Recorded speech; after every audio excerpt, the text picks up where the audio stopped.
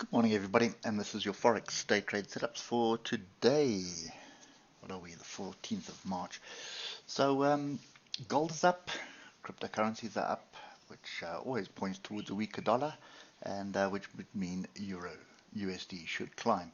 So, what we're waiting for is some kind of a pullback. This hanging man here that was from yesterday's chaos does concern me a little bit, but we did get above it. So what we're looking for is structure, and this is the closest bit of structure that I have right now, and that is 106914. So we drop down to the hour. You'll see there is the area of interest. There is a little gap here as well, so that's the first thing. And then I think what you should actually just do is get yourself a Fibonacci on this mix, and you'll see just below it is a 61.8, and I'm just going to put it in like that. So for me today, Euro USD is a buy.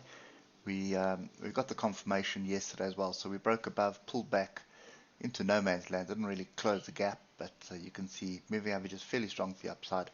Look at our oscillators as eased off, separated a bit. They cross over like this, I would expect another explosive move. So we have gap down for today,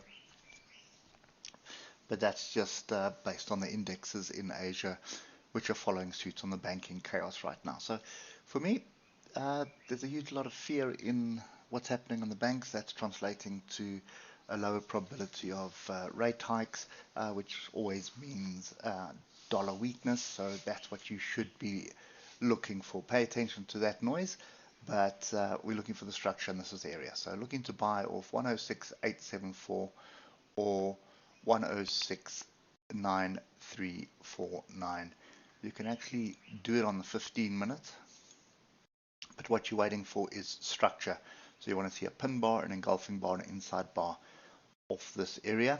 And if you pay very close attention, you'll see there's a bit of 15-minute structure right in this area where we are as well.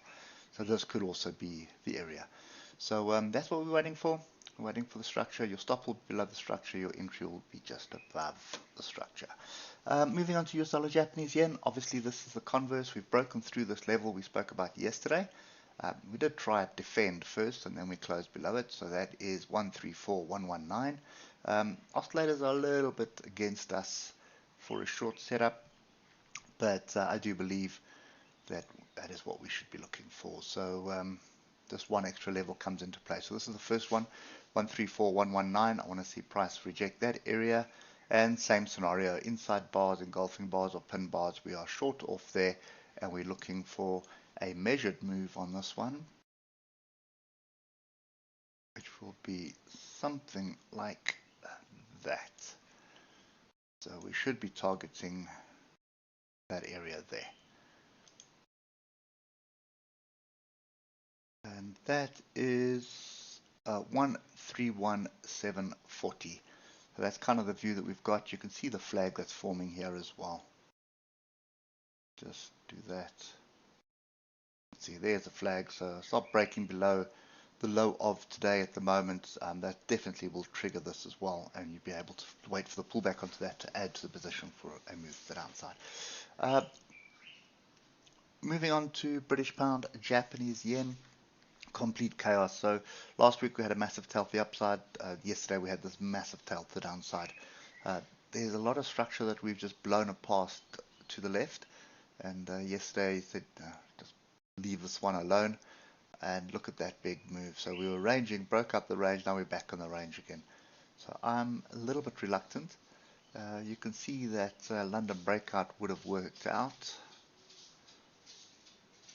So you take your first 8 1-hour bars, 1, 2, 3, 4, 5, 6, 7, 8. So that's kind of the setup there. You can see range target hits the 61.8 extension, almost got to the 261.8 extension. But anyway, probably a similar scenario today. And I would favor the shorts just because moving averages are in a short setup, and that we've got sort of a view here of the oscillators grouping together. So we're looking for a break below the current low of today, and then we're going to be targeting pretty much the same area again. So first target is going to be 161.060, then 160, sorry, yeah, 161021, and then 160507. Lastly, moving on to Euro British Pound.